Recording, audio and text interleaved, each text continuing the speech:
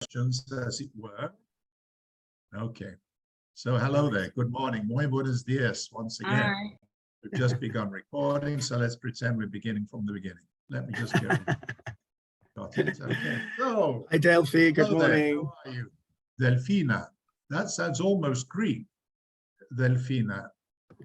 It's almost the Greek name. Where's it from, Delfina, your name? I'm not sure, but I guess that it has a French root. Uh-huh. That's what I was told. Yeah. Well, but I could look into the origin of my it's name. similar to the Greek word for dolphin. Delphini is dolphin, and yours sounds like it may be connected. And it also means the successor, I suppose, as in French, dauphin, someone who is a successor who will become the princess or something, who is princess and one day will become queen. So Mr. Prodromou, I'm royal. have you been good morning, interested Ana in...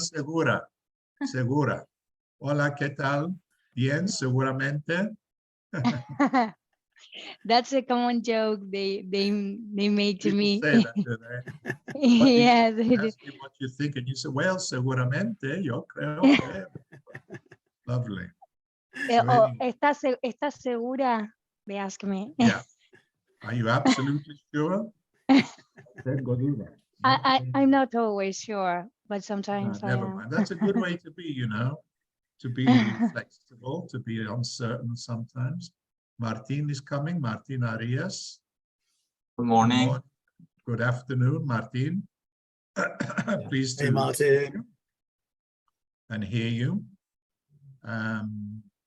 We're waiting for everybody to turn up, and whenever you're ready, We you should can have start 2 telling more me what people.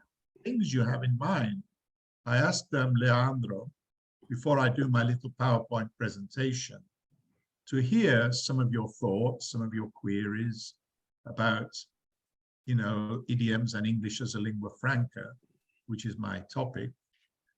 I hope that doesn't contradict your expectations. But if you have something in mind, you always ask your learners first what your learners need to know. So I don't just, as I said to Leandro, give you a monologue, a pre-packaged McDonald's, you know, takeaway, but so I can match what you have in mind with what I'm presenting, you know. So I'm free. I have plenty of time. I don't know how much time you have, Leandro. I would like to say that I had to do a presentation a few lessons ago, and it was about idioms. And one of the things that came into discussion and that we read with my classmate in the book was how sometimes idioms are appealing for teachers and students. And me as a learner, Hello, Maria. Hola. Welcome. Bienvenido. Bienvenida. Thank you. Thank you. Okay. Sorry, Delfina, you were saying. It's fine. It's fine. So I was like, for me as a learner, I am attracted to them. I find them appealing. I would love them to use them a lot more than I do. But always like thinking about how to actually teach them to be effective, and to enlarge our corpora, our personal dictionaries, and have them, you know, at the top of your head, and not having to rack your brain or actually think about when, how is it okay, just to I know that we're not native speakers, but but even as second language speakers, to use them naturally, to find this organic way of using. Absolutely. Well, this is very relevant, Delfina, to what I'll be discussing, and it's an issue that I've come across over the years very, very often.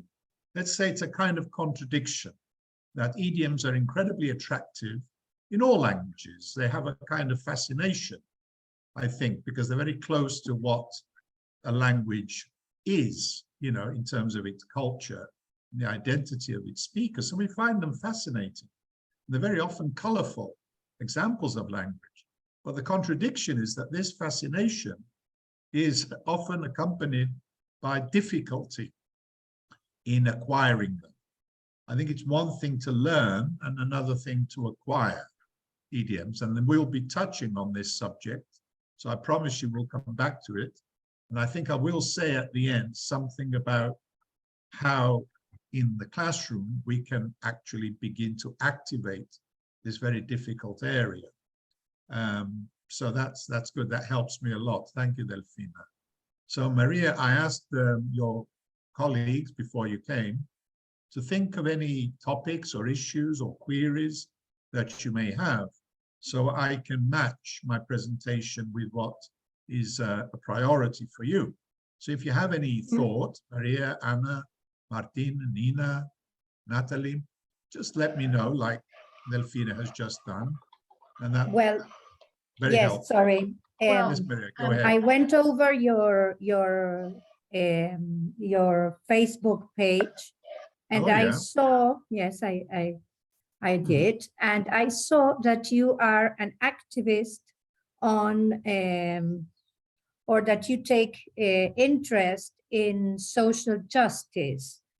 And I was thinking about the inequality that we find in teaching and learning nowadays.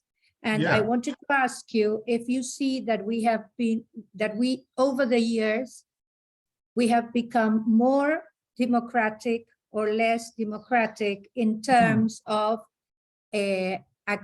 accessibility to education. That's a very good question, Maria.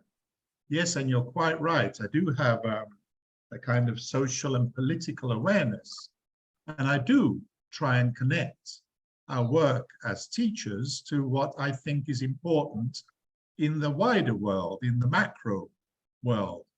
And to be more specific, the question of idioms, one important aspect of language, and English as a lingua franca, I think in recent years has developed in a very interesting way. And indeed, in the direction which you suggest, I think the whole debate about global Englishes and English as a lingua franca and who owns the language, the users, the different users, the native and the so-called non-native, this has made, I think, progress in access, as you say. It's still a battle and it's still complicated, and I will be touching on this issue, absolutely. But as somebody says, and we'll see, I think, in my PowerPoint, language is power. And Kanaharaja, if you remember, the famous applied linguist who's written a lot about global Englishes. Do you know him, Kanaharaja? Have you heard of him? No. No, he's written quite a bit about world Englishes. We'll see his name. He's originally from Sri Lanka, but he's a professor now in the United States. Anyway, he reminds us, Maria, that English as an international language is linguistic capital, linguistic or cultural capital. And he says we ignore it at our peril. In other words, language is power to a large extent, and English particularly because of its colonial past and now its post-colonial phase. It's an important source of strength for people active on the global stage and internationally. Whether we're talking about social, professional, or the political fields, I think English, whether we like it or not, is power. And we can then discuss whether English as a lingua franca, as it has been presented, is the best route to making the most of this power, or the role of standard English and this conflict between English as a lingua franca as it has been defined and English as a standard, English, the traditional, version of English that has dominated. And we'll come to this question, particularly with reference to idioms. But this is also a subject that does interest me.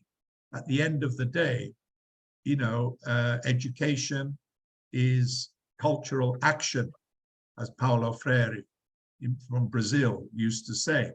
And I think that's true. And the more language you know, the more powerful you are. So yes, Maria, what you say is very much on my mind.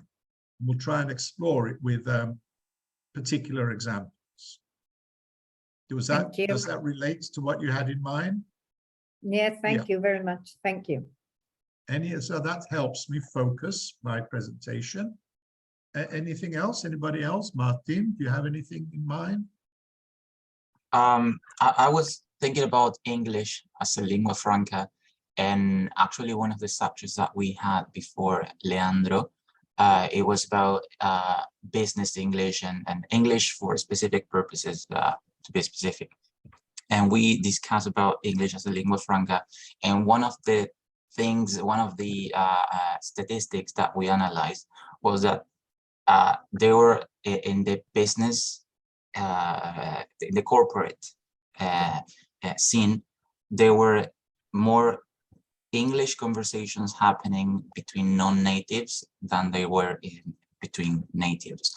And we were analyzing language, and we were saying, how far do non-natives have to go to actually match native speech? Because there are many adaptations in the non-native speech. A very good question. A very good question, and very controversial. I know this has been debated by the people who developed the modern version of English as a lingua franca, Jennifer Jenkins, Barbara Seidelhofer, Henry Widdowson, the great Henry Widdowson. They've all explored this issue. And at the end of the day, well, we'll look at this in more detail, Martin. It's very much on my menu for today. But at the end of the day, within English as a lingua franca, there is huge diversity.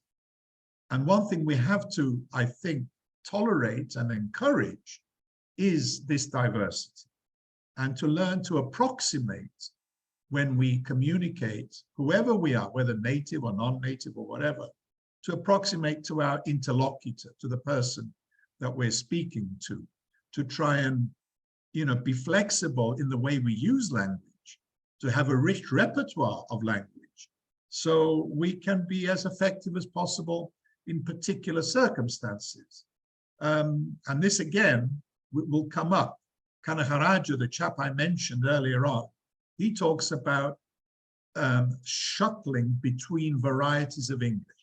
That what we want to do is give our students as much competence in as many varieties of English, whether in the productive or the receptive sense, so they can cope with whatever their field throws up at them, whether it's professional, ESP, or whether it's social, whatever. The more, let's say, the more the merrier. My view is to go away from a monologic, let's say, view of language to a view of language as varied, kind of heteroglossia, as it has been described. In other words, the more language varieties you're familiar with, the better it is. But also, that we'll come back to this, it's not a question of the non-native trying to copy the native, unless they want to. If that's what the learner or the user wants to do and is capable of doing, and we found this in my research, I have found a huge variety of users of the language from a non-native point of view. Even within the non-native to non-native category, we find diversity. In there, you don't have just one variety. So one principle I've kind of come to adopt is that English as a lingua franca is not one single variety. It is more than that. And even standard English is not homogeneous. There are varieties of standard English. There are dialects, if you like. And I think within English as a lingua franca, as used between one non-native and another, we're going to find variety, different levels, if you like, or different perspectives, depending on where somebody has learned the language, their cultural background, their linguistic background. So what I'm suggesting is that the more flexible we are, the more accommodating we are, the better. I don't know if you agree that the rules and regulations now are not only in the hands of the native speaker. English has become much more complicated because of global Englishes, and notice the plural, Englishes. And that says a lot, I think, about, the importance of avoiding a strict model which people have to conform to. But in the classroom, we come back to the classroom, and our students have to pass examinations. And examinations are very often produced by centers like the UK, the United States, and to qualify, very often you have no choice but to, perform well in a standard variety of English. So there's a bit of a contradiction there as well. The exams are always, I feel, going against pedagogy. Pedagogy is one thing, and it's very flexible at its best, I think. But when you come to examinations, suddenly the flexibility goes, and exams tend to be a little bit authoritarian and monolithic. Do you agree? Do you see what I'm saying? That was actually one of the questions we were thinking about asking you. What was your vision about international exams? Well, exactly. They're a curse, basically. Anna, when I speak as a teacher, pedagogically, we have one view of what good teaching is in the modern world, in our classrooms. Then we come to exams, and they tend to go against. There are very few exams which are consistent with the true nature of education. They are somehow a contradiction. They're very different. When it comes to the exam, we find students have to conform to particular forms, to particular ways of expressing themselves in spoken and written English. I mean, I've had long experience in the past with the Cambridge exams, particularly because I was, kind of in the UK, and then in Greece, where I've lived, the Cambridge exams were dominant. And they had their advantages, but in a sense, the syllabus was very strict. And they have now gradually begun to accommodate English as an international language a little bit, but not much. There's more tolerance. I think the good thing is that the atmosphere now, because of this debate the last 30 years or so about English as a global language, English as a lingua franca, it's made us more open-minded. We live in a postmodern world, I think, where there is more tolerance of diversity. So I think that's the important thing. We tolerate, we accommodate, and we encourage our learners and the users they're going to become, so they can achieve their objective without embarrassment, without feeling in any way inferior. And we encourage them in whatever direction they want to go. So I don't have a straight answer to Martin's point. I would say, look, what do my students want? I will try and meet their needs. There is no one right answer. That's my view. I'm not even native. I know Michael McCarthy gave you a presentation. He was my supervisor and my friend at university. So we've worked very closely together. My PhD was supervised by Michael and Ron Carter. And we debated this, and corpus linguistics has made some wonderful discoveries. And it's a very powerful kind of tool. And the discoveries about English as it is spoken by native speakers and written, of course, is a reality, and it's very impressive and powerful. And dictionaries and grammars, as you know, and even textbooks have been written now based on corpus linguistics, based on native speaker models, Martin. But at the same time, we have Barbara Seidelhofer in Austria and Jennifer Jenkins and the others there, their team in Austria, with the, let's call it the English as a lingua franca corpus. And they have their own axe to grind and their own perspective. And it's been a very lively and sometimes acrimonious debate. So my view is to, as I said, to shuttle as much as we can between one variety and another. The more varieties we're familiar with, whether receptively or productively, the better it is. And nobody has the one right answer. You agree? We'll see. I'll show you some examples as we go on. And we all do. And Natalie, did you have a question maybe before the professor shows us his PowerPoint? Did you want to ask something, Natalie?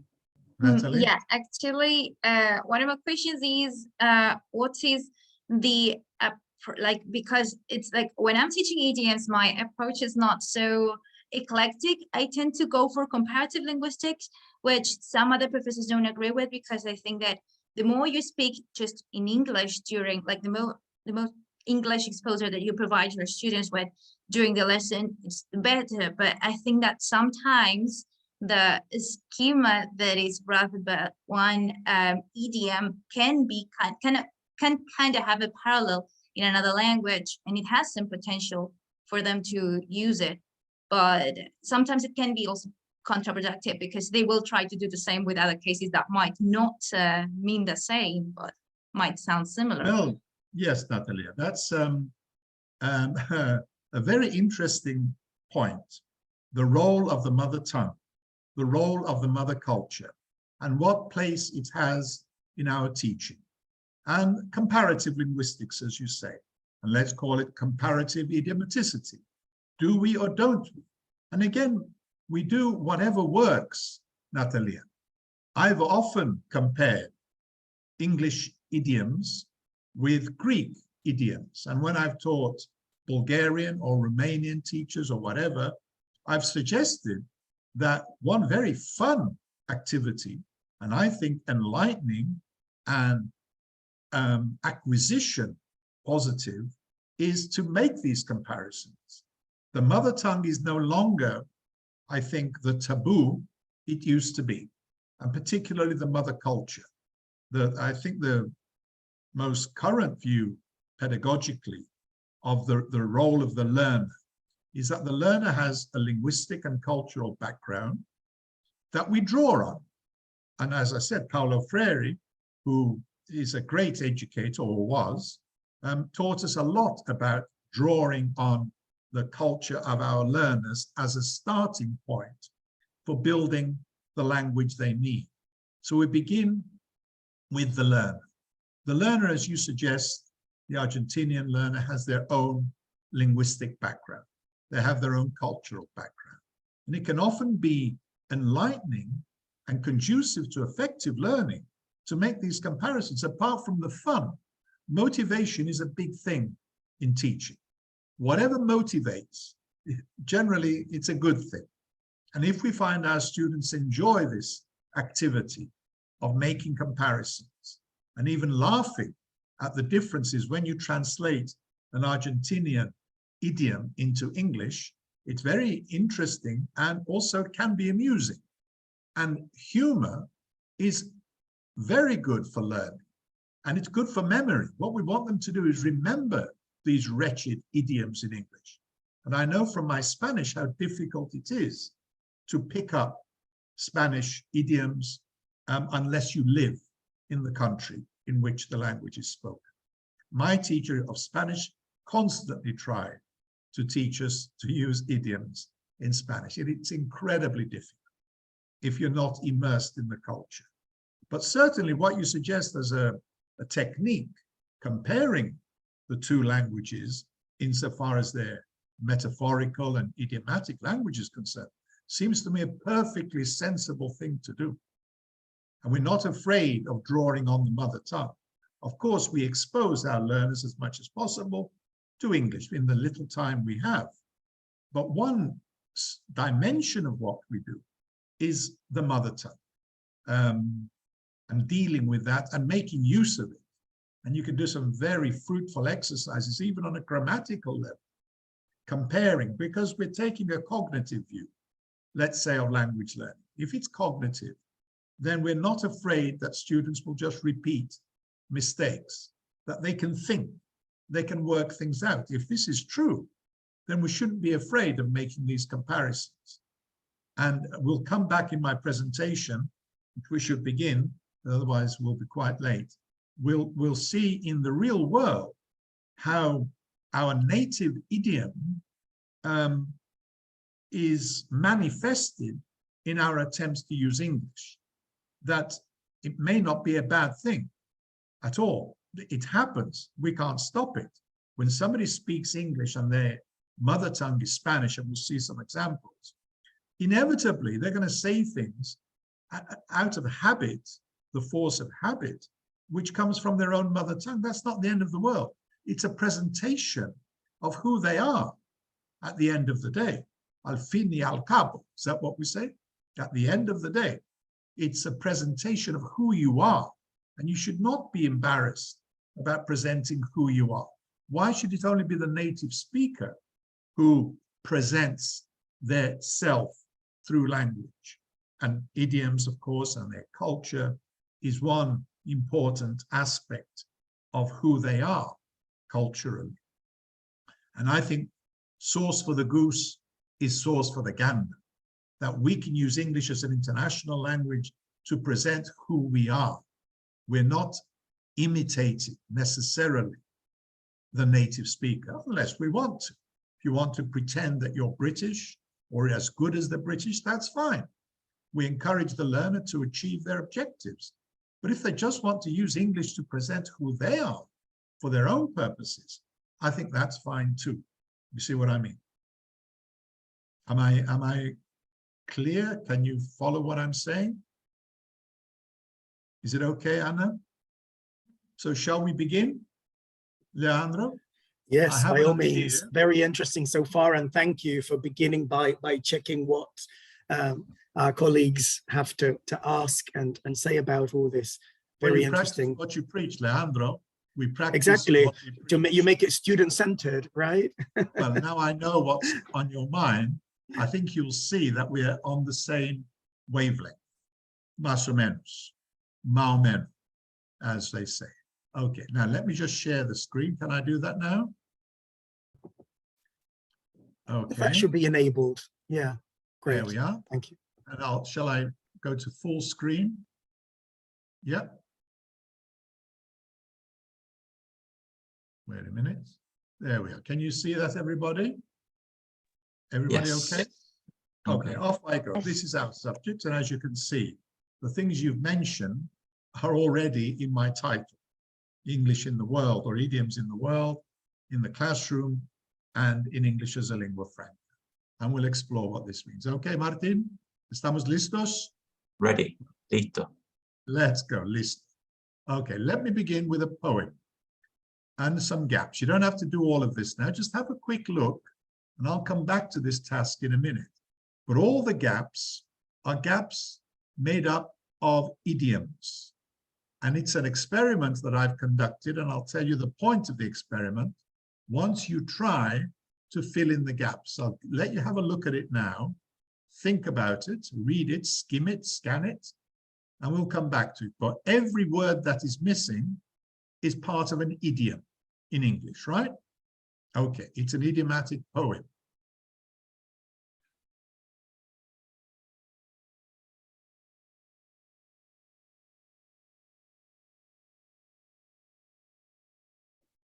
Martin, you could perhaps turn your video off, so because it covers my text a little bit.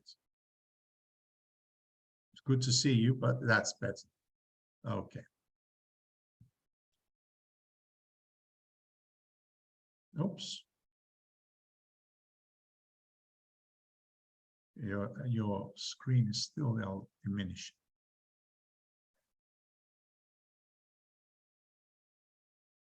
There we are. Now, I've conducted this test, let's call it. We were talking about exams earlier on, this gap filling, on native speakers and non-native speakers, hundreds of. And I'll tell you when we come back to this, what the point of this exercise was. But it introduces us to one context in which a lot of idioms are used. Our plan for today, it looks rather a lot, but I'll try and be as brief as I can. These are the questions I'm addressing. So what do we mean by English as a lingua franca? What do we mean by idiomaticity? And what's the connection between these two? And we've talked about idioms in the classroom, and I will look at what happens when students use idioms in class. I'll focus on a very important aspect of idiomaticity, which I call creative idiomaticity, and I'll explain why I think it's so important. And what is it that makes idiomaticity both fascinating and difficult, as I said, when we were talking in the introduction. And there's an aspect of this which has come up in the work of English as a lingua franca scholars, which is called unilateral idiomaticity. You may know what some of these things are already, so we can share our knowledge, but I will explain with examples. Now, the first question I was asked was about social justice. And so this relates to question number 9. Is idiomaticity a level playing field for native and non-native users of English? In other words, do they both groups of language users have the same access, the same right of access to English as a lingua franca and to, let's say, idiomaticity? Is it a level playing field? There's an idiom for you. And it means, is it fair or not? So what is the solution to this mystery? Well, I've already hinted, because we've had a nice little summary at the beginning, so you won't be surprised by what I have to say. So that's our plan, our journey. Let's begin. Vamos. So what is ELF? Now, I have the chat box here. You can always write things. Natalia, oh yes, this is yes, okay, that's a message which somebody wrote to Natalia. So if you want to say something as I'm asking you questions, please use the chat if you like, okay? So what is English as a lingua franca exactly? The definition, I think, is important, and there are different definitions, and it makes a difference to what we say about idioms depending on our definition. And I'll tell you what I mean. This is Jennifer Jenkins, a leading ELF scholar. Have you heard of her? Can I see if your chat box is working? Have you heard of Jennifer Jenkins? Have you read any of her books? Yes, says Martin. Do try the chat to see if it works, see if I can see it. Yes, you do seem to know her work. Well, she's been, yeah, well done. Everybody seems to know her. And notice the important words in brackets here. It makes the world of a difference if we say English as a lingua franca. Is English when it is used as a contact language between different people from different languages? This is what Martin said, I think, in his question. Between, let's say, one so-called non-native and another non-native. And it's very different if you also include in this communication the native English speaker. So this, I think, is very important, because in the world in which we live, it's very rare that you only find native to non-native communication. Eventually, the native and non-native are going to join in speaking or communicating with so-called native speakers as well. So Jennifer Jenkins actually includes the native English speaker in her definition of English as a lingua franca, which I think is very significant and will affect what we say about the road we should take. And it also reflects on this diagram. Can you all see it? Can you see the 3 circles and one in the middle? Can you see this? In the middle, we have English as a lingua franca. What is, for me, English as a lingua franca?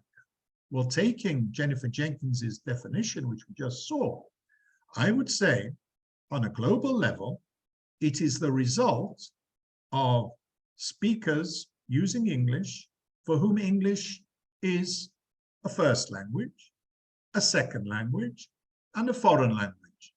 So that's EFL is English as a foreign language. So in Argentina, we could say more or less, and in Spain, in Greece, English is a foreign language. It is not used officially by the state for internal administrative purposes. Whereas English as a second language in the former colonies very often of the United Kingdom, English does have a role. It's very often in a bilingual context, or in America or in Britain, when an immigrant comes to the country, they're using English as a second language. So you're familiar with this, I think. And of course, there's the native speakers with all their different varieties. They're not just one block. They're very diverse, as we said at the beginning.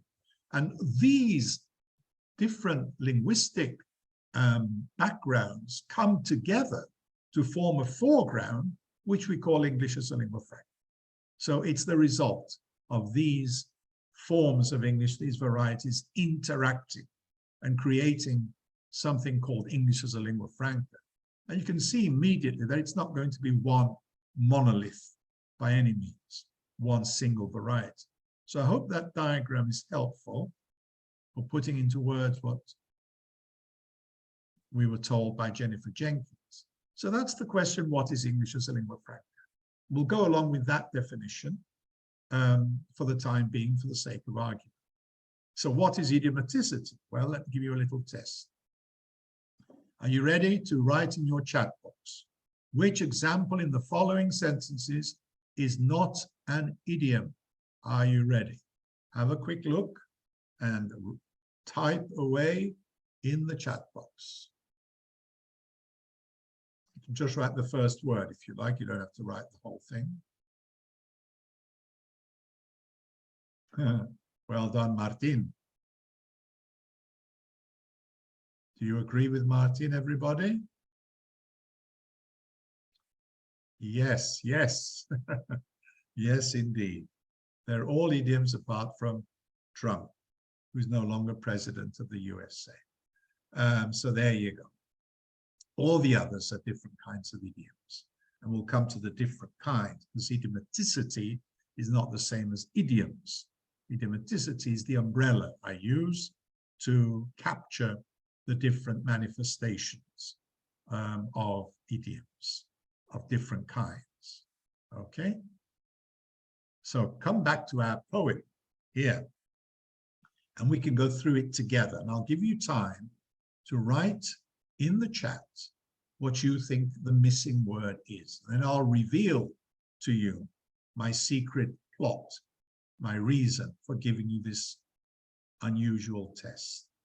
So what I'd like to demonstrate today, here and, number one, here and,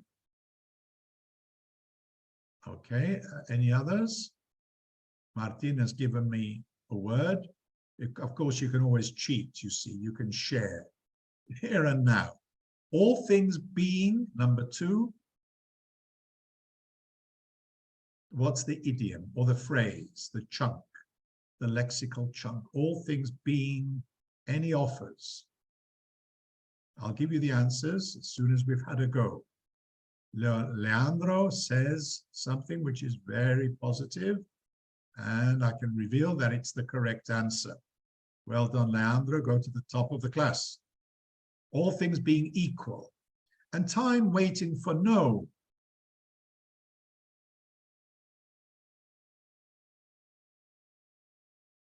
Number three, time waiting for no.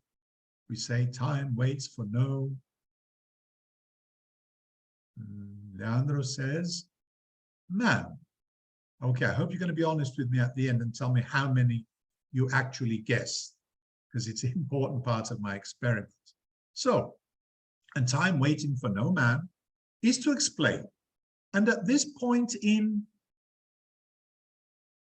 time, without further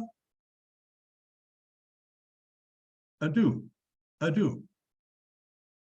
much ado about nothing, as Shakespeare says, it might be appropriate to reflect on the matter in which part of the body do we need here?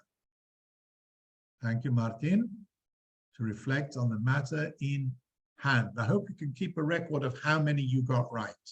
In other words, so to, as we say in Spanish, o sea, I think. O sea, so to speak. What I mean by this, without jumping on any specific, this is quite a colorful expression.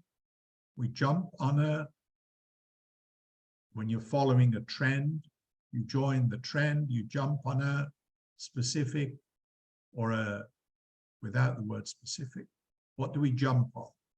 When we follow the fashion, something is trendy and we all join in. We jumping on any specific bandwagon. I don't know if you've come across that one, bandwagon. Anyway, please feel to contradict me. Feel free, Martin, to contradict me, as I've often said. And I think this is particularly relevant. Indeed, I could go on about it at some point, you say. You go on about something, you talk about something a lot, you talk about it at some length, Leonardo. Go to the top of the class. And at the end of somebody's written here, I didn't know you could do this on my PowerPoint. At the end, going at some length, at the end of the day, despite all appearances to the al contrario,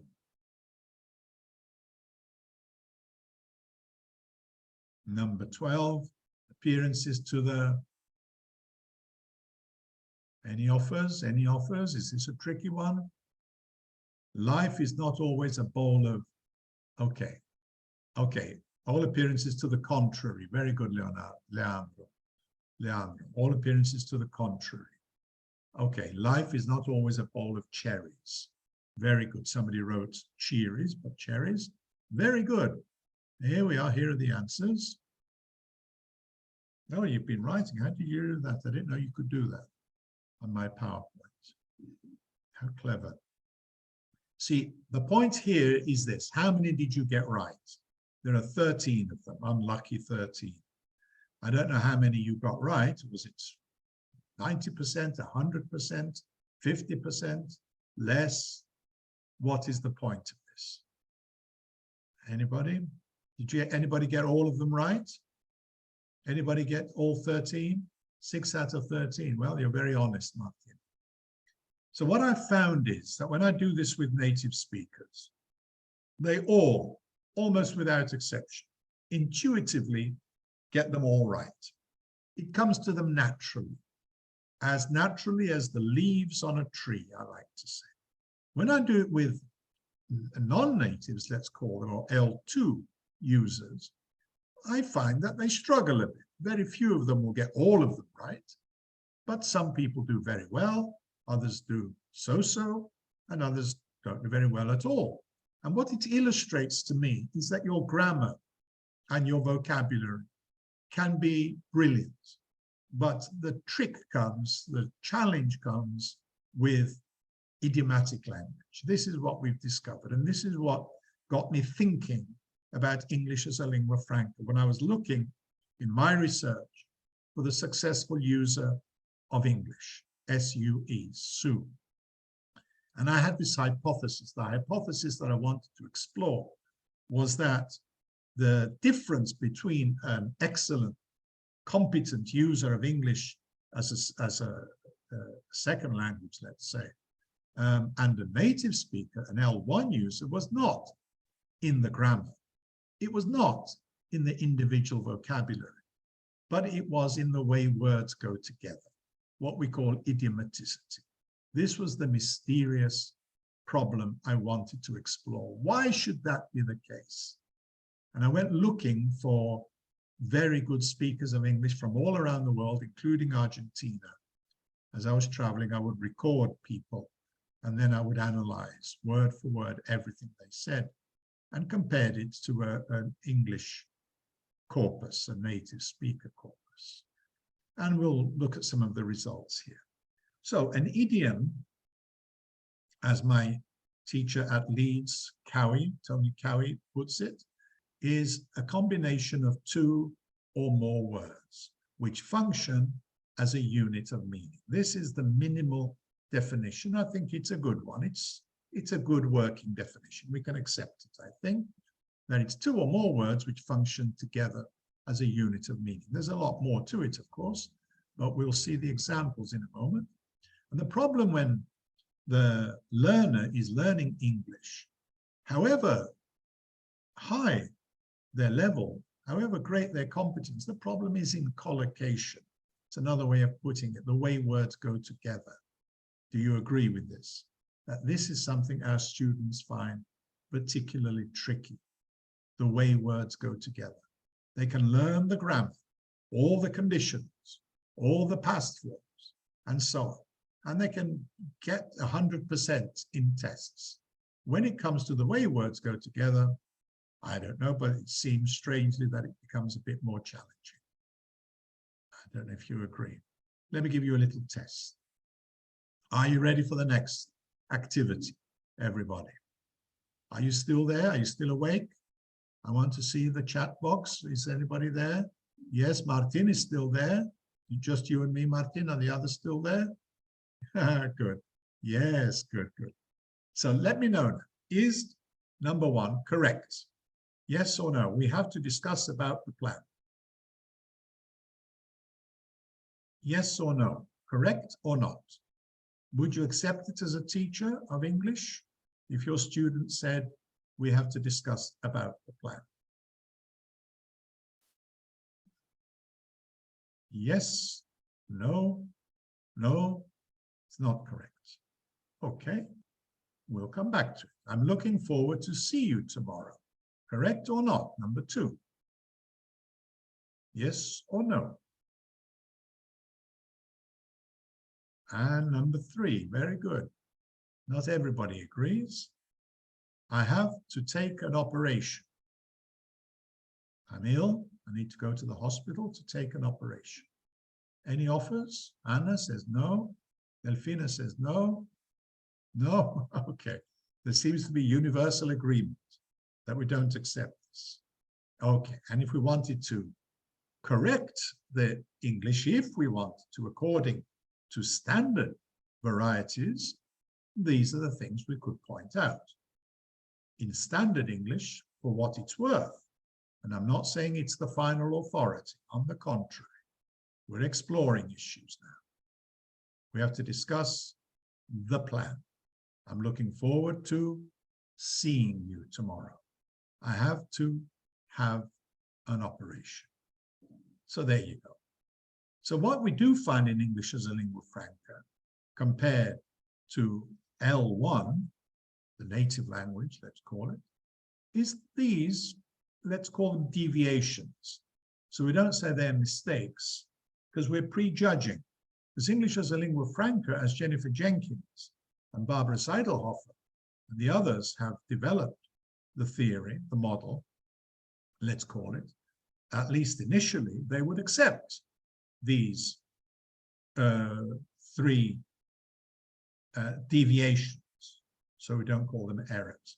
They would say they're quite common between one non-native and another non-native. I think Martin raised this question at the beginning. And they would say, well, what's wrong with it? It's perfectly clear. It doesn't make communication less effective. So why penalize the non-native for producing these sentences? And this captures a lot of the controversy in this discussion, this debate about English as a lingua franca and English in its native varieties. But I think we should say that non-native English is also a question of varieties and not just one variety. So anyway, let's just quickly sum up the huge variety of idiomatic expressions. This is just one example that we find in English. So it's difficult to make generalizations because there is a variety of cliches and fixed expressions. The wages of sin, the coast is clear. Pragmatic idioms, pleased to meet you. Say when you're pouring a drink. Say when, collocations. Noun plus verb, verb plus noun, adjective plus noun. Binomials, trinomials, bed and breakfast, fish and chips, ladies and gentlemen, hook, line, and sinker, Trinomials, you see. Colorful idioms, the very popular ones. Red herring, fly off the handle, run the gauntlet, and so on. Oh, there's thousands of them. They're so common. Proverbs and sayings, it never rains, it pours. To kill two birds, quotations, to be or not to be, that is the question. The best laid schemes of mice and men, from Robert Burns, I think, and the first one from Shakespeare. These are all idiomatic expressions. In other words, if you remember the definition, a combination of two or more words that function as a unit of meaning. So we can include, you know, I mean, of course, sort of. There's two words and they're also idiomatic expressions. And very often they don't mean what they seem to mean. Phrasal verbs, oh, very popular. Colligations, the grammar and the words, how they go together. Colligation as opposed to collocation. And the most common group of all is actually this one, compounds. Dry cleaner, car park, phone card. Incredibly common in everyday English, incredibly. Some of them you see are not so common. Others, like the compounds, are incredibly common. These are quite rare. The last one, one-offs I call them, kith and kin. I call them one-offs because you probably won't see the word kith anywhere else, but in this expression. Arms akimbo, you won't see the word akimbo anywhere else but here. The word dint, in by dint of, the word bended, on bended knees. You see what I mean? So we must bear in mind the huge variety of idioms. And what is the place of all these idioms in English as a lingua franca? Let me ask you a question. Do you agree or disagree with this statement? Are you ready to use your chat box? We've seen what English as a lingua franca is. We've seen what idioms are. As a lingua franca, communication between people who speak different languages, basically, whether native or non-native, using English. And idioms, we've seen the wide variety. Now, do you agree or disagree with this statement? Yes or no?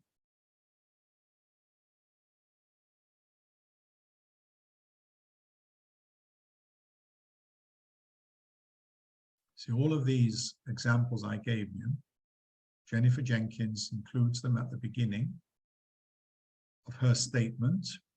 All these different kinds of idioms, she says, this sort of knowledge of the English language is irrelevant. Now, was it Natalia who was telling me about her classroom and teaching idioms? She says, Jennifer Jenkins, if ELF is to succeed as a worldwide lingua franca. So all of these idioms I showed you are irrelevant. All of this, she says, if ELF is to work, it's irrelevant. They get in the way. So Leandro says, it's certainly provocative. Well, do we agree or disagree? She said this in 2000. I don't know if she still believes it.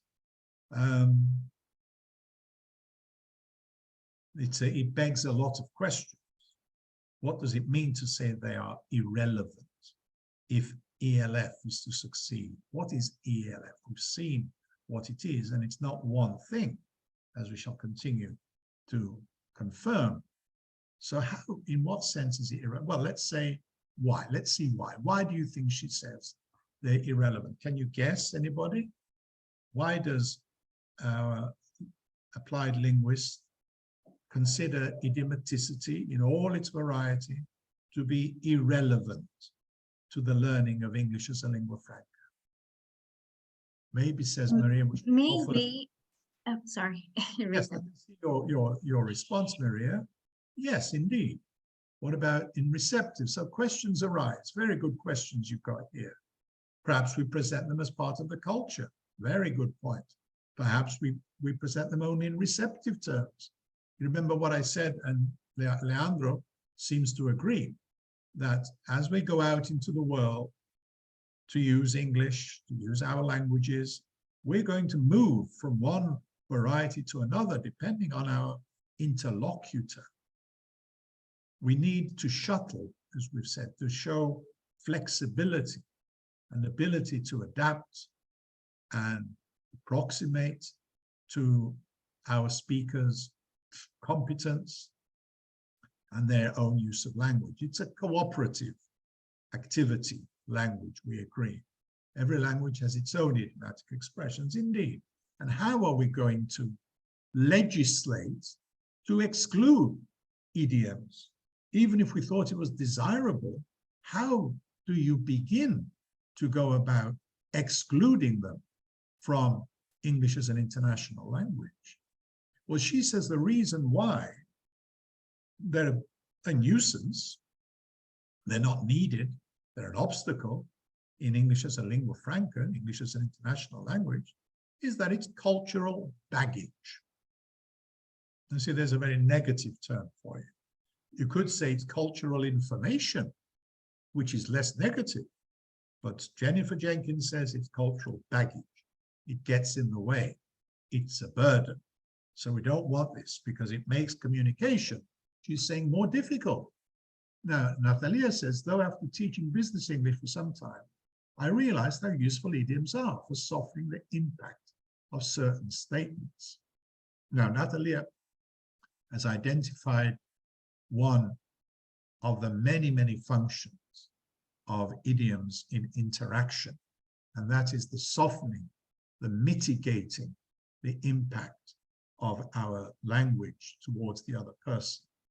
I've also looked into this, and of course I've discovered there are dozens of functions. The elocutionary force or the communicative purpose of using idioms is very varied, and there are a lot of reasons why native speakers use them. Now the question is, I think Michael McCarthy, my tutor, supervisor, would say, well, when you learn a second language or a third language, you don't want to speak like a robot. I remember his presentation to you. I watched it, and as always, he's incredibly entertaining and eloquent. And he made this point about his learning Spanish initially and Catalan. And he said, I couldn't say very much. I sounded like a book or sounded like a robot. And idioms are what make us human to some extent. So there's a lot of arguments in favor of the cultural baggage, as Jennifer calls it, of acquiring idioms. But why? Why be so antagonistic towards them? Well, let's see. Let's see what happens when students use idioms in class. I'm going to show you some examples of what happens, and we'll analyze what happens. I hope you're still there. A quick idiom test for you before we begin. I want you to finish these idioms. Number 1, number 2, 3. A completely different kettle of what? What do we say? Tea, says Anna Sevura. I like it, a different kettle. That's lovely. You see, it's fun as well, even if it's not the standard idiom. A different kettle of tea is very nice. Although the English, or British, Americans say something slightly different. Anybody? That's a completely different kettle of, well, I'll tell you in a minute. To pull someone's, the Delfina says fish. That's more like it. Number 2, when you're joking with somebody, bromeando, yes, you pull someone's leg. It's just a storm in a, not very important. It's a minor thing. It's trivial. It's a storm in a cup. What kind of cup, Maria? A teacup, Leandro says. Well done. We're cooperating very nicely. When you're fed up with somebody, you're glad to see the back of someone. Oh, I've given you the answer there. I don't know why I was asleep. To see the back of them. Thank you, Anna. To see the back of them. To turn someone, oh, there could be lots of ways of finishing this. What particle or preposition can we add to number 5 to make it an idiomatic expression? If you excite someone in a sexual way, what's the idiom? Anybody? Oh, Martin, yes, you're very well informed, I see. On, to turn someone on. And of course, there's to turn on someone, and we're going to see the difference in just 1 minute. So these are some examples, and we'll see what the students might come up with and why. and what we do about it. Okay, here we go. Which idiom do you think this is going to be? I think we mentioned it. It's a different kettle of, now you've got it, everybody. This picture illustrates the idiom with the word fish. But our student has come up with something slightly different. He says, or she says, I learned how to make Turkish coffee easily, but Italian espresso was a completely different kettle of fishes. Now, instead of the singular fish, we have the plural fishes. Is it still an idiom? No, it isn't. The idiom has collapsed. Instead of being an opaque metaphorical expression, it's now become a literal expression. If you do this, the listener, the native listener at least, will not imagine the idiom meaning something completely different, but will imagine a literal kettle with real fishes in the kettle, which is not what we want. We want an idiomatic expression, which just means, I'm sorry, but that's something completely different. It's another issue, the different kettle of fish. In America, in the United States, they have a slightly different meaning for a kettle of fish, which means a mess. So there's a difference. You see, I talked about varieties of English, and the British and the Americans, as we all know, are divided by a common language. They both speak English, but their English is very often different. And this is one example. When the Americans say it's a right kettle of fish, they mean it's a right mess. Like Laurel and Hardy used to say, it's a right mess you got us into. A different kettle of fish, a right kettle of fish. It's a mess. So different meanings of the same idiom. But the important thing is it has to be singular. There is no choice. You have to make it singular. And the same here. When the new cook started work, Basil was always pulling his legs. What should this be? Not pulling his legs, but only one leg. Again, if you make the singular plural, it's no longer the idiom that people use. It means something literal. Literalmente, we're pulling, tomar su pelo. Is that correct in Spanish? Tomar un pelo, su pelo, to pull someone's leg. Okay, you say, okay. What's wrong with this? Mrs. Johnson said she was glad to see Pablo's back. Well, it sounds very similar to the back of Pablo, but it means something completely different. Again, the metaphorical meaning to see the back of someone, to be glad to get rid of them, fed up with them, it means something literal here. It means the back, the part of the body, which is not what we want. You see what I mean? About a small difference in the grammar will transform the idiom into something completely different. Now, some of you know this expression. It's a storm in a, not a cup of tea, but a storm in a, can you write it, please? Storm in a, we saw it earlier on. Are you still there? A storm in a teacup, exactly, Anna. But we can't say a storm in a cup of tea. It's not the idiom anymore. It's perfectly correct as a noun phrase, and the grammar is fine. You see what I mean? But the idiom suddenly doesn't work anymore. You see, so the plural singular, the noun phrase makes a big difference. Here they are having an argument. Rafaela having an argument with her sister. The gentleman is sitting at the desk, and there are two phrasal verbs. One is to turn someone on, and the other is to turn on someone. And they are completely different. So here the word order of the expression is completely, makes a completely different meaning.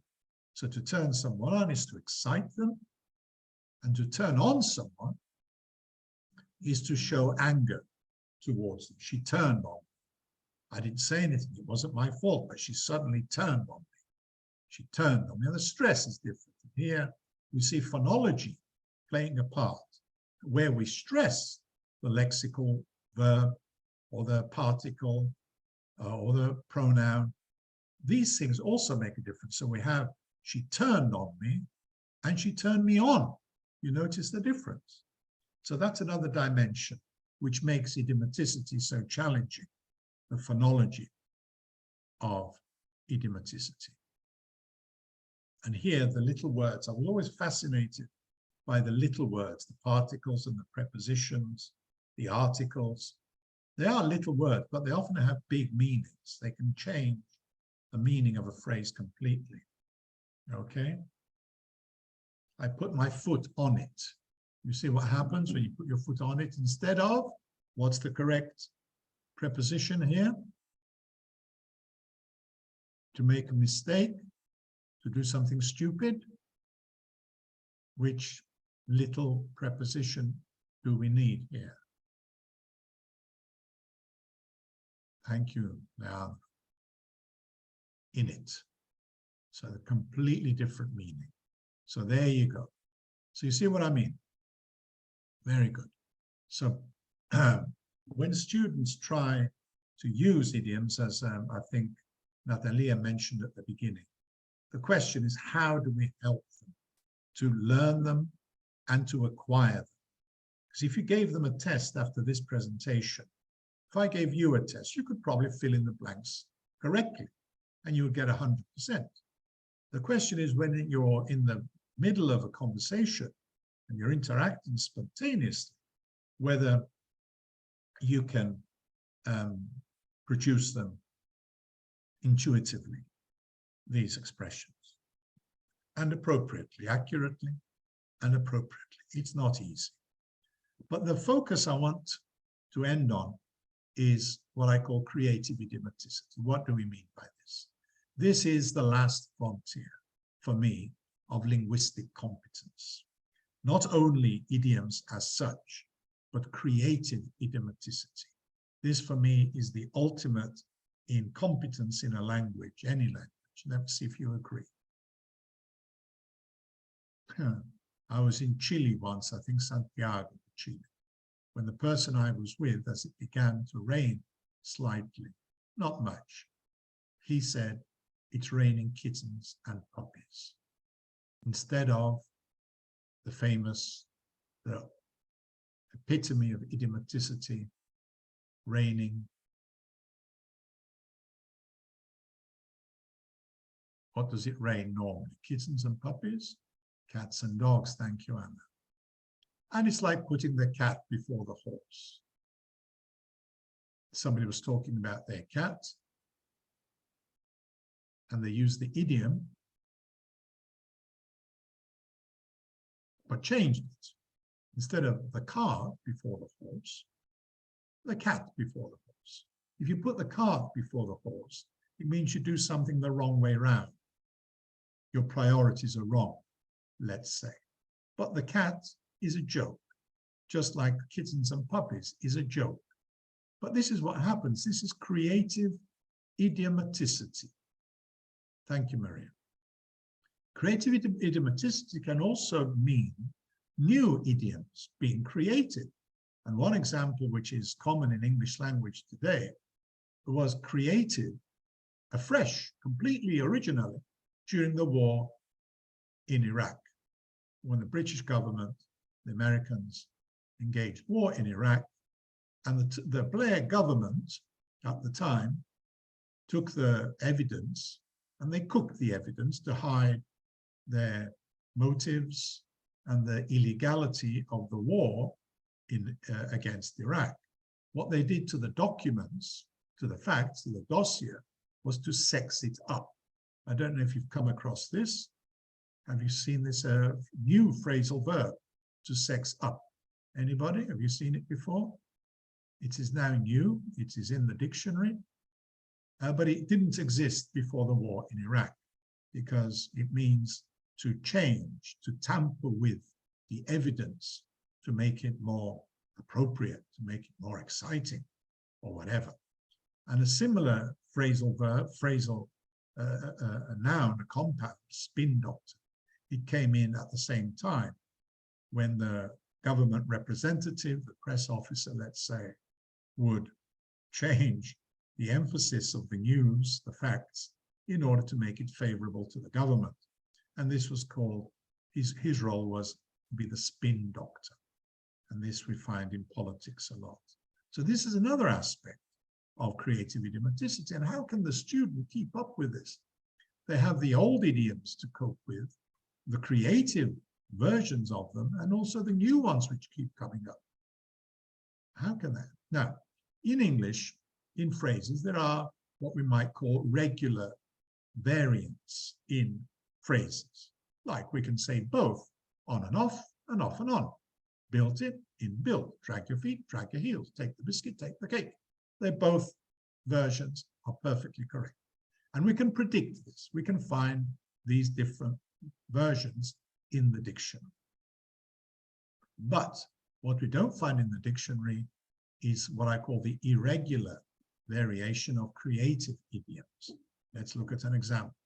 Which Shakespeare play is this? Who can tell me? Let's do a little bit of Shakespeare and what he has to say about idioms. Anybody guess the play? It's perhaps the most famous Shakespeare play of all. Anybody? Any guesses which is the most famous? Well done, Anna Segura. It is indeed Hamlet. And that's Polonius. It's not Romeo. It's Romeo is very famous. It could have been Romeo. But anyway, for the sake of argument, let's agree it's Hamlet. And there's the Prince, Denmark, with his famous to be or not to be. And there is Polonius, the father of Ophelia, and a government minister, very important man.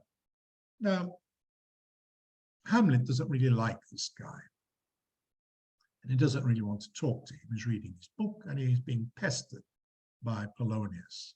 Eventually, Polonius gets the message and he says, "Honorable Lord, I will most humbly take my leave of you." Can you spot the idiom in this expression? It's one of the many varieties I've mentioned. Which is the first word of the idiom? Just write the first word. My Lord, I will most humbly take my leave of you. You spot the idiom? Take my leave. So it's a collocation. The verb and the noun, to take leave of, plus the particle or the preposition, to take leave of somebody, to leave them. It's a rather formal expression, okay? And that's a standard collocation, perfectly correct, perfectly respectable, and a little bit formal. Now look at what Hamlet does with this idiom, this collocation. I told you he doesn't like this guy, he wants to get rid of him. And when Polonius says, "I want to take my leave of him, I'm leaving now, goodbye," Hamlet says, "You cannot, sir, take from me anything that I will more willingly part with all, except my life, except my life, except my life." So what has he done? He's taken the idiom and he's played with it. He's changed it from its idiomatic, metaphorical meaning to a literal meaning, you see? So the word take now means literally to take. And instead of leave, it's a thing, to take from me anything that I will more part with. So he's saying to him, "You're welcome to go. The sooner the better." And then he jokes. He says, using the verb to take, he adds another idiom, "to take my life," to take my life. And this reminds us of his famous soliloquy, "to be or not to be, to take my life." So this is a very good early example in literature of creative idiomaticity, where we take the words of the original idiom and we play with them to create fresh, original meanings, and often very witty and very meaningful. And here you can see how important this idiom is to the Prince of Denmark. Now, do you know the word which is missing here? To get your something in a twist, to get upset, to get excited. Anybody guess which word is missing? Do you know this one? What you get in a twist when you get upset, you get angry. Any offers? What could you get in a twist?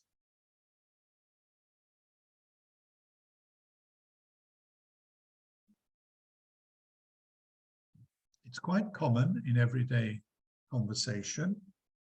Oh, well done, Delfina. To take, to get your, there you are. Well done, correct, knickers. Don't get your knickers in a twist. So this is the standard idiom, and it means to get upset, to get angry, to get all confused. Don't get your knickers in a twist. Calm down. But notice, that's what it means. But notice what people actually said in my corpus, my collection of idioms from real life. Here is a version of it which is a bit different from the original. Okay, university organization is a bit of a mess. They have their knickers in a twist. So the verb get has now become have. It's not the original, but it's perfectly acceptable. It's a creative use of the original idiom. And here is another version. What seems to have got twisted is somebody's knickers, a kind of causative form here. Okay, to get your knickers in a twist, it's usually imperative and negative. Don't get your knickers in a twist. Here we've got a completely different grammar. We've got the same words, twist and knickers, but in a very different form. Now, my question is, how on earth can a student or a user ever predict that this kind of idiom is going to come up? And yet, the variations that native speakers indulge in are incredibly common. And here's another one, all from my collection. The stuff that most people get their knickers in a tangle over. So we've changed twist, and we've got the phrasal verb to get in a tangle over, verb plus particle, to get their knickers in a tangle over. Isn't that amazing? What variety? Oh, and the variety goes on. Present continuous. She's really been getting her drawers in a twist. Now the knickers have become drawers, which is a synonym, and so on and so forth. So everybody, I hope this hasn't upset you. All I can say is, don't get your knickers in a twist. Keep calm. So why is idiomaticity important? Because the corpus linguists over the last 30-odd years at the University of Birmingham, particularly, where Michael McCarthy used to teach, and then at Nottingham and in other universities, corpus linguistics has identified idiomaticity in the broad sense, phraseology, as synonymous or an important part of what it means to be fluent in the language. So as far as the native language is concerned, if we want to answer the question, why is idiomaticity important? It's because at least the native is fluent because of their spontaneous, intuitive command of these phrases. So the grammar is one thing, vocabulary is another.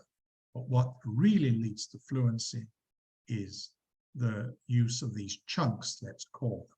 They come ready-made, and there's thousands of them. They're also important because, as you've seen in the examples I've shown you, they're integral to the humor of a particular nation, of a particular culture. Do you recognize this gentleman here in the picture? Anybody? The most popular comedy on television, sitcom in the UK of the last 30-odd years is Faulty Towers, and that's Basil. Of course, it's very funny. And we're going to see an example now in a minute of his use of English, his use of an idiom. And here we have the subtlety of variations of similar phrases. This is Prime Minister of Scotland, Nicola Sturgeon, and this is the ex-Prime Minister, Boris Johnson. And you get the joke here, the humor in the idiom. There she is, smiling. She was a very good politician, very effective. When you know your shit. Okay? And you can say for Basil, I mean Boris, when you know your shit. The pronunciation is almost exactly the same. The grammar is different, as you can see. And they mean something completely different. The very opposites, in fact. You see Nicole Sturgeon, she knows her stuff. She's an expert, she's competent.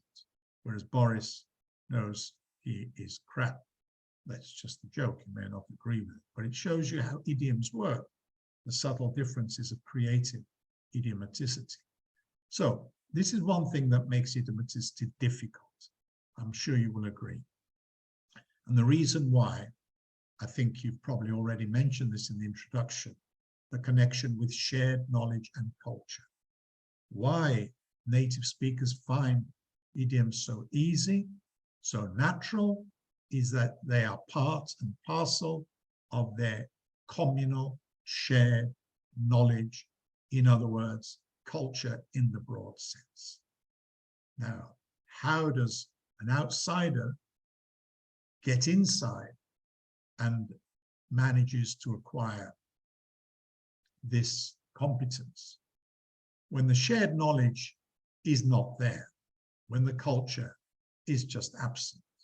You can learn it, of course. You can read books, you can listen to songs, you can study hard. But as you can imagine, there is no substitute for sharing the community and the knowledge of that community at first hand, being immersed in the language. So that's the problem. Can you guess what idiom we have here in this picture? Anybody? It's an easy one, I think. Give me one key word in this idiom.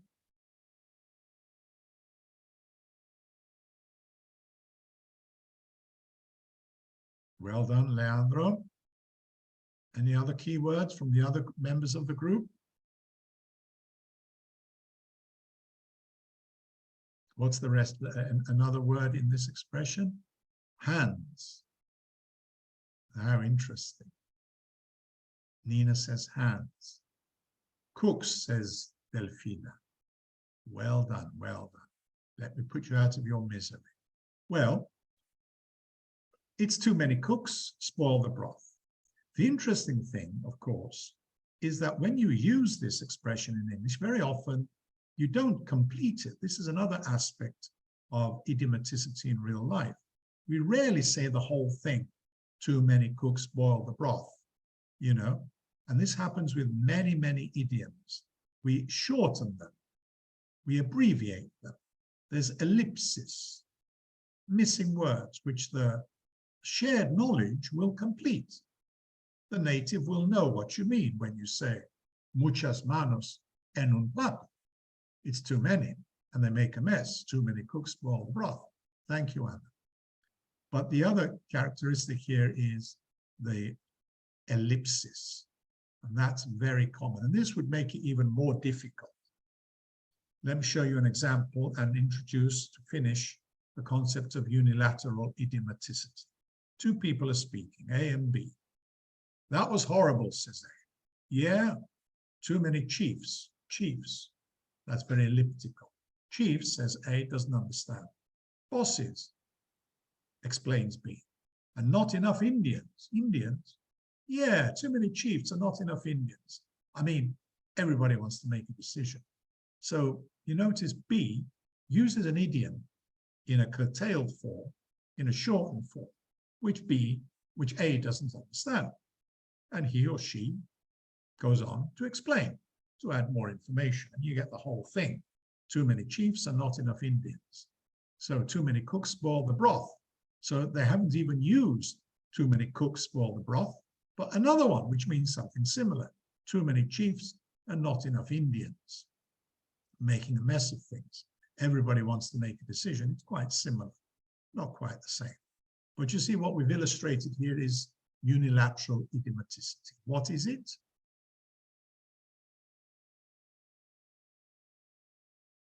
Very simply, it's when one speaker uses an idiom which the other doesn't understand for whatever reason.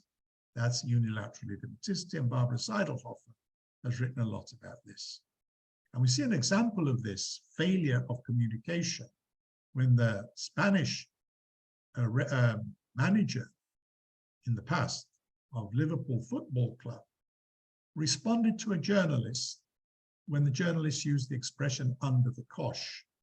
I don't know if you've come across this expression, but it means under pressure. The football team, let's say, was under pressure. Somebody's under the cosh, they're under great pressure and having great difficulty. It's a problem, it's negative. So the journalist says to Rafael Benitez, you seem to be under the cosh a little bit, didn't you? So during the game. So after the game, the journalist says you were having great difficulty. And he says, Rafa says, oh yes, I thought we played good football and we pressed them and did well.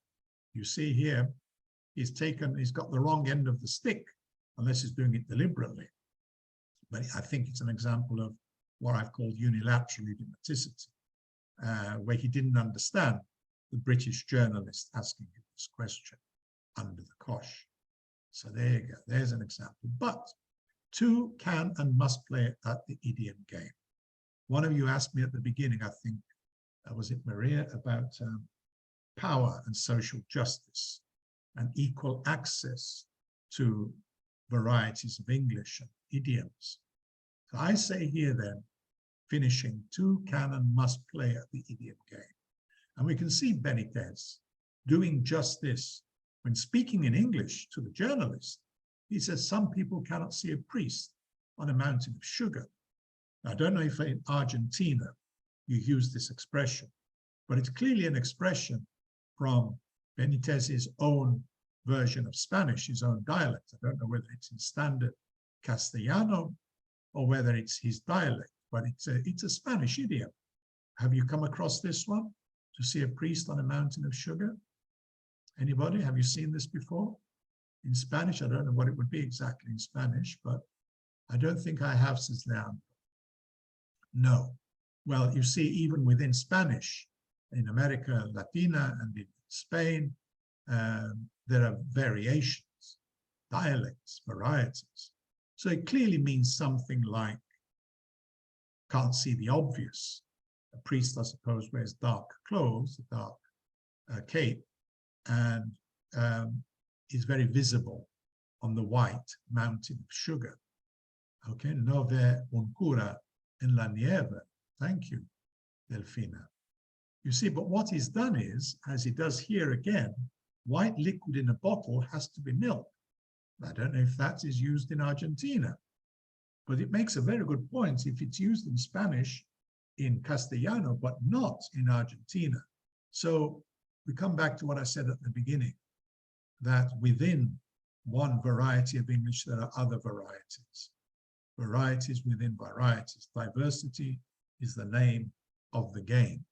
So the point I'm making here, though, is that Benitez was at the receiving end of unilateral idiomaticity, where he couldn't understand perhaps under the cosh. Now it's his turn to project his own self, his own culture, using an idiom in English, but from Spanish. You see what I mean? There you are. The variety. Thank you, Leandro. It confirms how we mustn't be dogmatic. And here's a real example from a Serbian diplomat using English in an international context, when he's clearly taken an idiom from Serbian and used it in English. I don't know if we can understand what he's saying, but I think we can guess. One should not mix frogs and grandmothers. And it's very amusing, as I said at the beginning, Delfina, you remember I said the variety, the humor that comparing idioms in different languages can produce in class can be a very motivating factor and can make the language memorable. Certainly this is very memorable in its way, although it's not typical English. We will encounter it if we speak to another non-native speaker from Serbia, let's say. And this is going to happen all the time. And how can we control it? And this is the context. A Serbian colleague told me when this Minister of Foreign Affairs in the European Union used this Serbian idiom using English. And I think this is fine. It's inevitable, it's going to happen. We can't legislate against it. We can't stop people from using their language as they feel is natural to them, reflecting their own language and culture. But is it a fair situation, a fair context, a level playing field? Can both kinds of speaker, first language speakers and second or third language speakers of English, have the same rights to use English as they feel is appropriate? So have these idioms a level playing field? What about number 2? He drinks like a, what's the normal collocation? He drinks like a, anybody? Number 2? How would you finish this?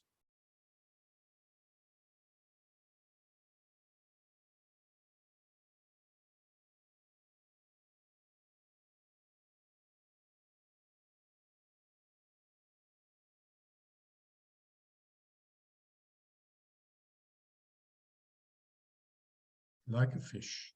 Correct. Thank you, Delfina. And number 3, when you agree with somebody, you can, that again. What's the verb missing there?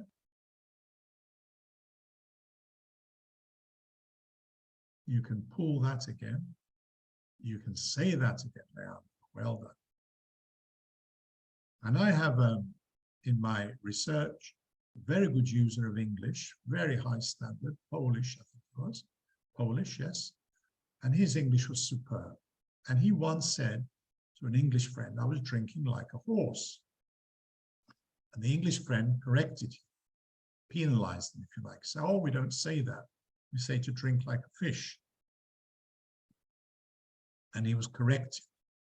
But in fact, he was doing it on purpose. He was being creative. He was indulging, like native speakers do, in creative idiomaticity. But instead of being praised for this, he was penalized. He was corrected. And I've seen this time and time again. You see, he wanted to blend the idioms, but as he says, he was punished for blending the idioms, which is something native speakers do all the time. And this one, I have another successful user of English, this time a Greek one, who uses the expression, you can say that again, like this. A native speaker said to him, oh, you can say that again, agreeing with him. And he said humorously, okay, I'll say it again. And he repeated himself as a joke. And the native speaker thought he had made a mistake. He says, no, no, no, I actually meant that I agreed with you. He knew that, but he was making a little joke. He was taking the metaphorical expression, the idiomatic expression, and making it literal, as we saw in the earlier examples. So is the field level for both types of user? Well, when it's Basil Fawlty in Fawlty Towers, he can do it and get away with it and entertain us. He does exactly the same thing when his wife Sybil says to him, you can say that again. And he says, can I, dear? Oh, thank you. Oh, I've forgotten what it was. You see, he's doing exactly the same thing. He's taking the idiom and interpreting it in a literal way. To finish, I promise I'm finishing. So why does all this matter? Well, you mentioned, I think it was Maria at the beginning, the question of social justice, power, equality. And as Larson Freeman, the great linguist, tells us, as language teachers, we should never forget that issues of power and language are intimately connected. So I agree with this. Language is power. We know this on the international scene. And she says, Larson Freeman, that native speakers do exactly what we've seen today in my presentation. They create neologisms, as she did when she created the term grammaring. But native speakers do this all the time. But she says, if a native speaker, non-native speaker does this, they will be corrected, very likely, as we saw in the examples I gave you. And Jenkins herself says, quite rightly, I think, that ELF speakers do use idiomatic language in innovative ways, and they create their own idioms. And we've seen examples of this as well. which don't exist in English as a native language. And I think this is a perfectly natural thing to do. And what we've got to do, as I said at the beginning, is learn in this international context where we see all kinds of varieties, to learn to accommodate, to accept, to tolerate even, and to understand each other. This is the important thing. So my conclusion is, what's the solution to this paradox, this puzzle of idiomaticity in the two kinds of English? And as I said, it's not a question of either or, black and white.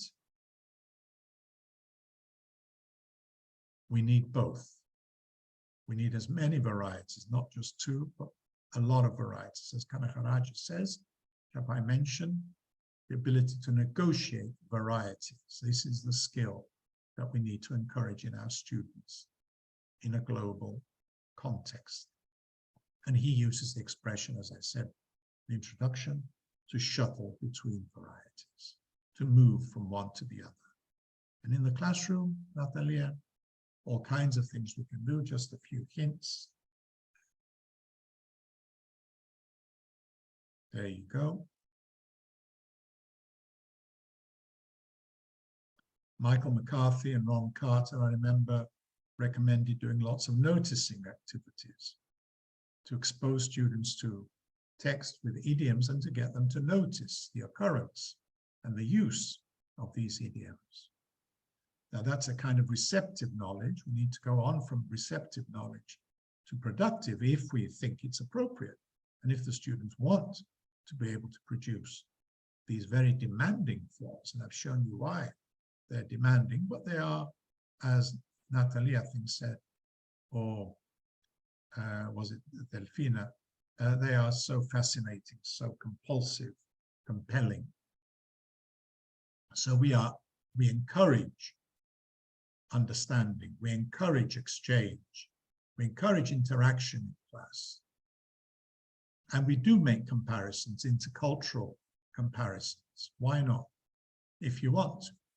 And we enjoy the variety of idioms in all languages. And we encourage creativity.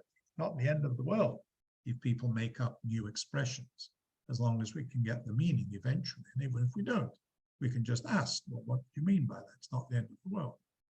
And hybridity is common in our interactive world, where we're all mingling with each other.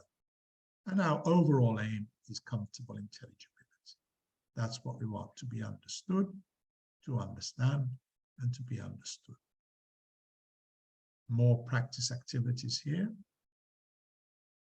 Lots of exposure, noticing, translation, as I've said, Natalie, paraphrasing, comparing idioms, using songs, poems, newspapers, podcasts, everything we can get our hands on. Because language is everywhere, it's ubiquitous. And we encourage interaction as well as receptive activities. And we show them idioms in context, idioms in discourse. There we are. That's how I began. ELF is the end product of the diversity of uses of English around the world. And we must revel in the diversity, whether English is a foreign, a second language, or a first language. And the end product in the middle there is incredible diversity and richness. And we should enjoy this richness. And we can go from one variety to the other, as you can see here. A flexible model, as I call it. So to sum up, two pictures. What is fluency? And here's a comparison here with a jazz musician improvising in interaction. You see, fluency is not too different from the way a skilled jazz musician can enter into someone else's composition, as we do when we're interacting with somebody else. We enter into what they're saying, and we can accommodate them, or we can adapt what they say, we can respond, or if you like, it's a dance. So I'm sure Argentinians love dancing, and we can see English as a lingua franca alternatively as a jointly performed dance. We do it with other people, not alone. It's not a monologue, it's interactive. Okay, I think that's basically it. I can send you the PowerPoint. Okay, I can join you once again, if you're still there.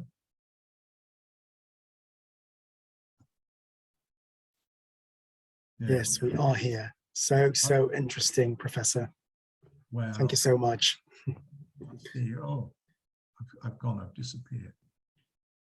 You've taken down a trip down memory lane, EFL, in the past 30 years. And so many new issues that we've got, right? One of the things that fascinate me, and this is one of the questions that I had for you, how we've moved away from thinking that a language is the lexis and the grammar and the pronunciation. And these days, we're talking so much about, around the world, I think, certainly in our context, about social justice and intercultural citizenship. And the scope has become, well, so broad that it's even daunting at the end of the day, because you say, well, I'm a language teacher, but I'm first an educator. So what can I do, especially when you've got younger generations in your classroom, to go beyond the simple teaching of words and grammar?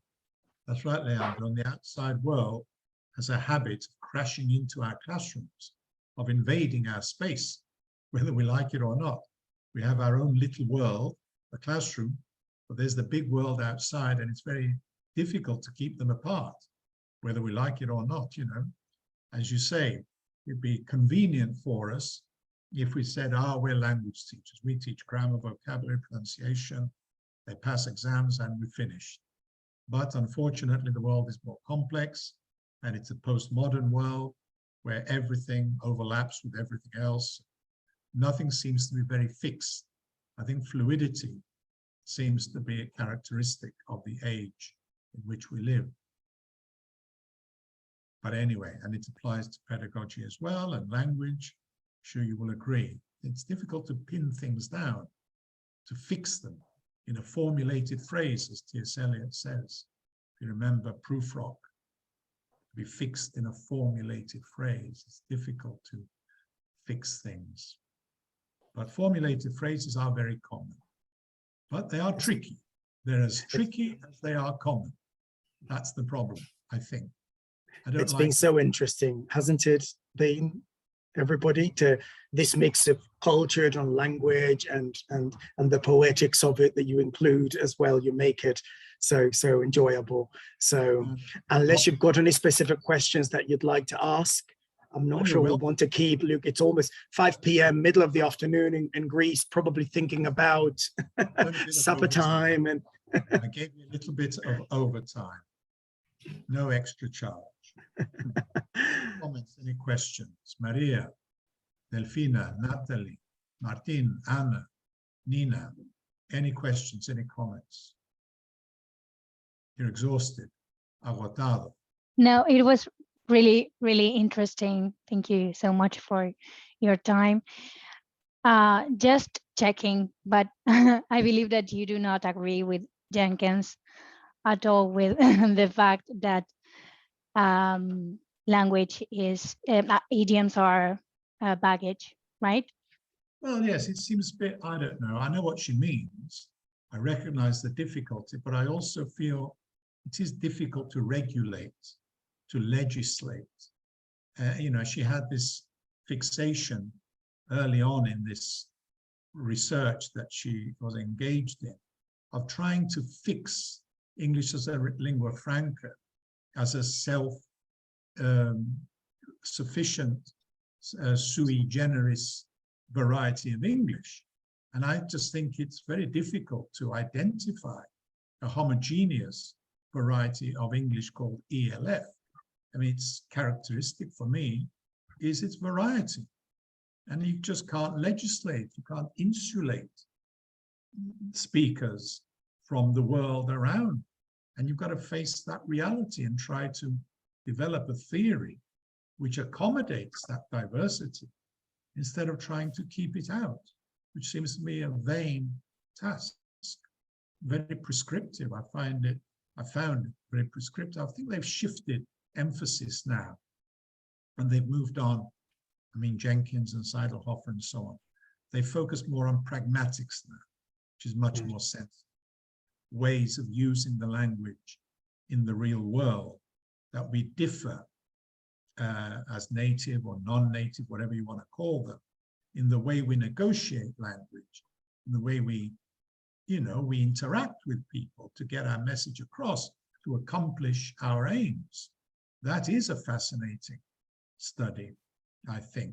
But to try and identify a new variety, put it in a book, a dictionary and a grammar, and call it English as a lingua franca, and have it tested on, seems to me intuitively unconvincing. It doesn't match the world that we're living in. And what we've learned about English as a variety of dialects anyway. Don't you agree? Variety is of the essence. By definition, it seems language is variety. As we've seen with Argentina, you have one kind of Spanish, even within Argentina, let alone in America Latina, and let alone in the Hispanic world as a whole. What incredible variety. Where do you begin? Why not just relax and enjoy it all? Enjoy the variety of it. Revel in it. Delight in the variety. That's what I did when I was learning Spanish. It was great. That was the beauty of it. You have to love languages as a kind of art form. So English teaching is a kind of art form in its best, when it's at its best. It's creative. It encourages the individual to express themselves, to be creative, and so on. Any other comments? Any other questions? Well, it always puzzled me how native speakers twist and bend the language for the sake of creativity, and like as second language speakers, we ourselves as teachers and mostly like the people we teach are not willing to experiment so much, or like, so how can you teach to be creative in a language that is not yours? I think those are the sort of strategies that I would like to develop, and I don't know how to. Well, those last two slides I showed you at the end, which were the principles of a pedagogy and some examples of what we can do. First of all, you accept the principle of encouraging accommodation, encouraging mutual intelligibility, encouraging experimentation, not being too prescriptive, not correcting students all the time, actually encouraging their creativity. And then the second slide showed a list of possible activities, from receptive to productive, if that's the road you want to take. You see, because a lot of people say, look, it's a minefield. Idioms as an area is a dangerous area. I have no time for it, and it is a bit of a luxury in a way, but it's fun, as luxuries are. They're great fun. But if you find the time for it, there are techniques. And exposure is the first thing. And the internet does provide ample exposure nowadays. And songs and movies, if you look at The Godfather, and everybody's watched The Godfather, going to make you an offer you can't refuse. There are chunks of English which have become international. So there's so many ways of exposing the student. And then if you want to, encourage production, then the activities have to be interactive somehow. You're going to have to try and incorporate idioms into interaction. And it's not easy because it's not natural. Idioms come so spontaneously to native speakers, they don't even think about it. Now, to tell a student, try and use these idioms, you can, like my Spanish teacher told us to learn these idioms, and she encouraged us to tomar, pelo, whatever. And it's great. It's really satisfying when you can get it right. You feel very pleased with yourself because you know you're reaching the final frontier of competence, Spanish or English, and that's really exciting. And I would never discourage anybody who wants to do it. And all the students I've ever had, I've been teaching now for half a century, 50 years at least, it's amazing. And there was nobody who didn't like idioms. We had great fun with them always. And it doesn't matter at the end of the day if they don't produce them or if they produce them wrongly, and we smile and say, oh, we don't say that. We don't say to pull someone's legs. Only one leg, you can only pull one leg. And you laugh about language together, sharing the humor, I think, is another way of looking at this. Of course, they're going to get it wrong. In whatever language it is. I just say, well, relax, enjoy it, enjoy the ride. And if you do pick up something on the way, well and good. That's good. Muy menos mal. You see, I learned menos mal and I say it all the time. 2 words, menos mal. Should we give a final thank you to Professor Prodromou for his time, his generosity? I think it's Absolutely. just like your supervisor, Michael McCarthy, 2 years ago. I think that's the ultimate example for us, you know, you that have published so much and have such a long trajectory, for you to actually want to spend some time with us talking about all these things. I think that's the biggest example of them all. So thank you very much for that. Thank you very much, Leandro. You flatter me to compare me with Michael McCarthy, who's really in a different class altogether, but thank you very much. Muchas gracias. Speaks of your modesty as well. Thank you so much. Thank you. Okay. Thank you. Thank you. Again sometime. Hasta Thank luego. you. Thank you Hope to ever see so you much. again. Gracias. Thank Hasta you. Thank you luego. so much. Buen fin de semana. Bye. We'll be in touch again. You never know. Yes. Thank you. Thank you for that. Anything else Thank we can you. share? I'm here, available.